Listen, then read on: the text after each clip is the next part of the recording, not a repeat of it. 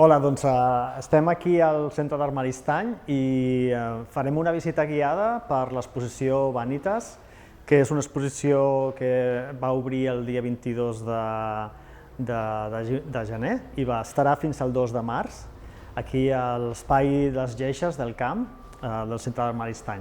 Llavors farem aquesta visita guiada perquè no podem fer visites guiades com es fèiem abans i doncs ho farem d'aquesta manera. Si us sembla bé. I jo soc l'Agustín Ortiz Herrera, que soc l'artista, i us faré la visita. La idea que hi ha darrere d'aquest projecte és repensar l'objecte. L'objecte és el centre del projecte, però sobretot és la relació que nosaltres tenim amb l'objecte.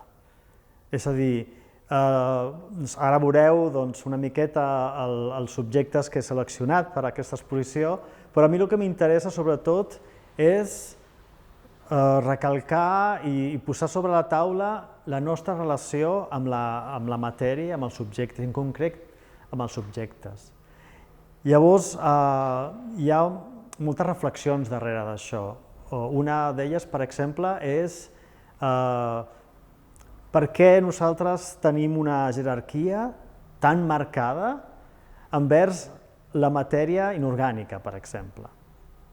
Fem una distinció molt clara entre matèria orgànica o biològica, nosaltres som part d'aquesta matèria, i la matèria inorgànica. I m'agrada fer la reflexió també sobre per què passa això. I per l'altra banda, si passa això és perquè nosaltres escollim, és una manera de pensar molt concreta sobre l'objecte, sobre la matèria. I aquest és, diguem, la gran qüestió d'aquest projecte. Doncs l'espai està dividit en dos, bàsicament. Aquest primer és un espai que és una peça feta tota una superfície d'una taula que he construït jo també. Llavors, aquest és el primer espai que et trobes quan entres a la sala i després al fons tenim les parets i les tres peces, tres fotografies que presento. Doncs m'agradaria començar a parlar una miqueta d'aquest procés, el procés de com es construeixen aquestes instal·lacions. Jo vaig fer una investigació sobre els gabinets de curiositats, que són fenòmens molt interessants que van començar al Renaixement i que són el germen, l'arrel dels museus, bàsicament. Eren espais petits, molt exclusius, de noblesa, d'alta burgesia, que eren col·leccions importants perquè explicaven una cosmogonia del món, tenien un valor, que li donaven un valor al seu propietari. Llavors, a mi em va cridar molt l'atenció aquesta pràctica, no només el fenomen, sinó també la pràctica. Llavors, jo he estat fent aquesta pràctica. Penseu que jo porto uns anys recollint objectes que, bé, la gran diferència entre un gabinet de curiositats i el que jo faig és que el gabinet de curiositats buscaven molt un objecte concret o a vegades s'ho trobaven però després anava de mans en mans perquè tenia un valor enigmàtic, un fòssil per exemple, no sabien el que era, doncs tot aquest tipus de... o animals, plantes exòtiques, minerals molt preuats, hi havia tot tipus d'objectes. Però jo el que faig és tot el contrari, em fixo en els objectes amb menys valor, pot ser, o que han deixat de tenir un valor dintre d'aquesta lògica de la nostra cultura, que és la lògica d'un valor amb un ús i amb un moment concret. Aquesta lògica de l'ús i després desfer-se quan ja no ens serveix per res, o que nosaltres pensem que no ens serveix per res. Llavors, jo recopilo aquests objectes que a vegades són trobats, que a vegades són donats, que a vegades estan al mig del meu recorregut diari.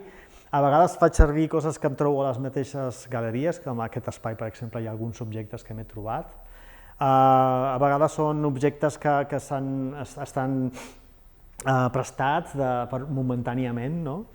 I aquí doncs, tenim una col·lecció. Jo el que faig és arribar al lloc, em plantejo com omplir l'espai, en aquest cas l'espai central, tenia ganes de fer servir aquest espai quadrat, i vaig jugant, vaig recollint objectes que tenen doncs, diverses procedències, per mi personalment, diversos significats, i m'agrada la idea aquesta de posar-ho sobre la taula, mai millor dit, en aquest cas, com una mena de jeroglífic, no? És una combinació d'objectes que poden tenir diversos significats o narratives, perquè la paraula significat pot ser que no encaixa tant aquí, però sí narrativa, no? I sí, de fet, soc molt conscient que hi ha múltiples interpretacions, i de fet per mi és important. Deixar-se anar per aquesta associació lliure d'idees per mi és primordial. Doncs molts d'aquests objectes, quan jo me'ls trobo o arriben a mi, porten la seva càrrega. Pot ser que són brossa o pot ser que són objectes que estan en un procés de descomposició o pot ser que ja estan fora del seu ús, ja no tenen cap ús, com per exemple els plàstics que embolcallen un altre objecte, que no estan pensats perquè tu te'ls quedis, sinó simplement que els deixis anar. O, per exemple, una taca de pintura que està treta, una vegada que la pintura s'ha assecat, doncs jo la trec la pintura com un altre material i es pot tornar a veure com a taca. Després, alguns dels objectes que venen d'algunes col·leccions de persones que se l'havien tret de sobre, arriben a mi. I jo, com dic, quan comença aquest procés d'ensamblatge dels objectes, aquí és on passen lo inesperat, és quan comença a succeir, d'alguna manera. I a mi m'interessa aquesta metodologia de deixar-me anar una mica, no controlar tant, no projectar tant sobre l'objecte, sinó que l'objecte tingui un efecte sobre mi. I això sembla una tonteria, però és molt important, perquè crec que estem molt acostumades a fer aquesta relació, o a dirigir aquesta relació amb els objectes d'una manera molt determinada.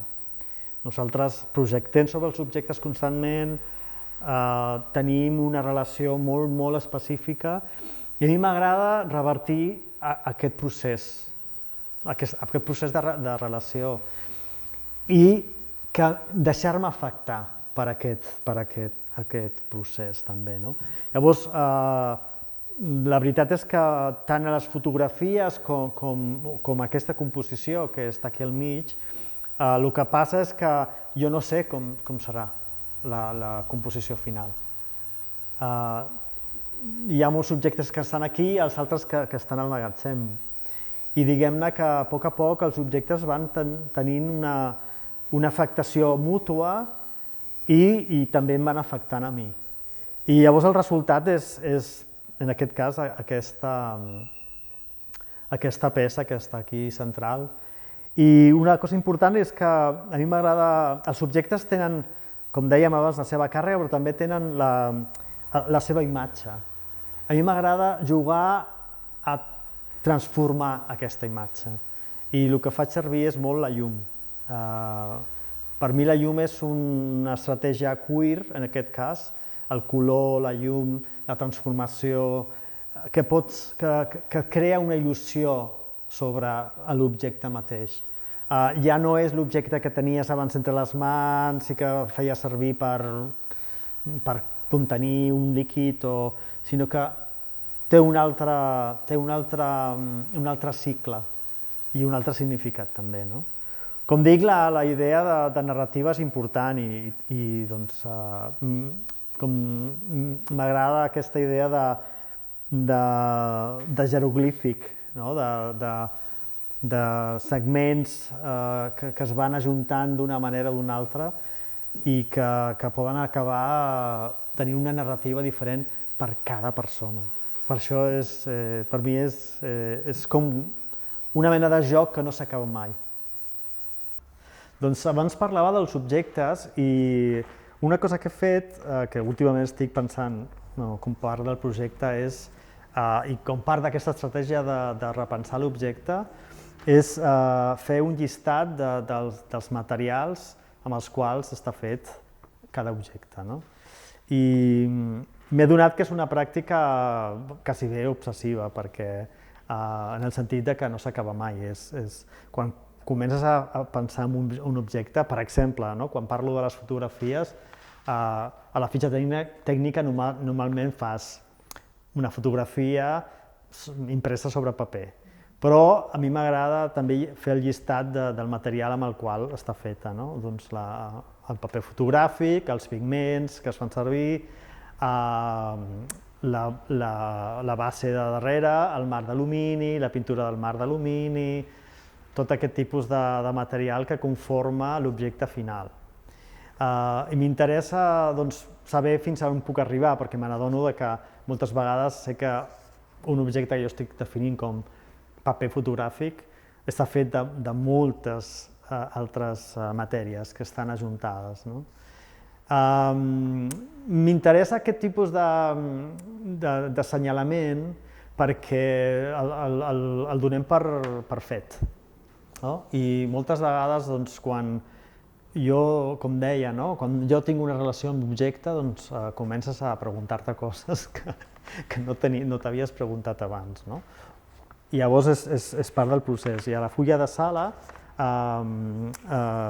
faig aquesta estratègia, com deia abans, que cada fitxa tècnica incloeix un llistat el més acurat que jo he pogut fer, perquè crec que per fer-ho molt bé s'hauria de fer una investigació molt exhaustiva, però el millor que jo he pogut fer, i ja veieu que per la primera peça, per exemple, hi ha més de... suposo que crec que hi ha quasi 50 elements que el conformen. I això és una altra estratègia, com deia abans, de repensar aquest projecte, o els objectes. Doncs en aquesta segona part de l'exposició podeu veure 3 fotografies que són un format força gran i en aquest cas aquesta metodologia que us deia abans dels objectes, de la selecció dels objectes, és la mateixa. Són exercicis que jo he anat fent de posar els objectes davant de la càmera, fer la il·luminació i després he treballat també amb un altre element que ara us explico, que és important en aquestes composicions. Però bé, al principi, com us deia, és el mateix, són elements que estan davant de la càmera, i igual que nosaltres tenim aquesta taula que heu vist abans, abans els ulls. Doncs aquestes imatges tenen una inspiració que tenen molt a veure amb el títol de l'exposició, que és Vanitas. Doncs abans d'entrar en matèria, amb aquestes obres, m'agradaria fer un petit apunt sobre els bodegons o les natures mortes, que són els bodegons i natures mortes es van començar com a gènere pictòric, es van començar a fer-se populars a partir del 1600, al segle XVII. I, de fet, van agafar molta força i molta importància a Europa, òbviament, a l'art europeu, per aquesta baralla religiosa que hi havia entre el catolicisme i el protestantisme. El protestantisme ja no volien imatges de sants ni de verges, llavors el gènere del bodegó es va colar amb força. I és interessant perquè van haver artistes que el van tractar d'una manera molt interessant, com el Cotán o el mateix Caravaggio, i després, una miqueta més tard, van començar, hi va haver un altre subgènere que es deien vanitas. Aquestes pintures feien una referència a la temporalitat del ser humà. Feien una referència a la mort, però també feien una referència moral a el que valia o no valia la pena. No? Per exemple, eren com imatges de que per moltes objectes rics o qualsevol cosa que tu volguessis tenir acabaries morint, per tant no valia tant la pena. No? Hi havia una narrativa moral darrere d'aquestes imatges. Llavors jo recupero aquesta metodologia, no és una metodologia, però sí és aquesta tradició, diguem-ne, dels bodegons, de les natures mortes, amb una visió molt contemporània. I aquesta visió, aquests exemples, el que m'agrada veure és que fent el mateix, fent un bodegó, una natura morta, doncs pots dir moltes coses. Molt bé, doncs per acabar m'agradaria només parlar de l'espai, com he abordat el tema de l'espai en aquesta sala concreta. Doncs és una sala és una sala més aviat de pas, però que té dues parets més que fan referència al Cubo Blanco, de l'espai institucional i del museu. I en aquest cas m'agradava la idea de trencar amb primer aquest to blanc i després per la idea de fer una habitació a dintre de l'habitació. Llavors el que he fet és he fet unes parets falses que a més es poden veure per darrere, són parets que òbviament són no un attrezzo sinó una escenografia que s'evidencia molt quan veus la part de darrere, que és una escenografia, i en aquest sentit faig aquesta referència una altra vegada a l'habitació del gabinet de curiositats, que estava fet com una habitació molt tancada, diguem-ne que el tot tenia una relació molt forta entre tots els objectes, les parets, tot tenia, diguem-ne, tenien una intenció molt clara darrere. I en aquest cas, doncs bé, el que he fet és fer, com dic, construir una habitació una miqueta inclinada i l'he encaixat a dintre de la sala. Llavors la taula també té aquesta correspondència de l'angle de les parets perquè tingui aquesta idea d'espai molt relacionat i espai únic. I com us deia abans, la mateixa taula, per exemple, és un objecte que jo tracto com part de la composició, no és només el medi sobre el qual posar coses, sinó també és la cosa. Vull dir, fins i tot podia posar dintre de la llista que deia abans, jo podia posar la mateixa sala o el mateix edifici com a part d'aquesta lògica de pensar l'objecte com una relació espaial i també d'efectes, de com ens afectem a través de la proximitat, a través del tacte, de la vista, de l'olfacte, d'una manera molt holística. I és per això que l'espai també era important que tingués com una mena d'unitat, i per això l'he transformat d'aquesta manera. I també pel color, el color en aquest cas fa un joc una miqueta. Bé, jo tinc la meva percepció personal sobre els colors, com que hi ha molta gent i aquest color té un significat molt concret, que pot ser millor no dir-ho perquè cadascú tregui la seva conclusió. I gràcies per veure aquesta visita guiada, improvisada, una miqueta de manera vídeo, però una miqueta intentant suplir la dificultat que tenim ara per fer una visita guiada més a l'espai concret. Així que gràcies. Fins una altra.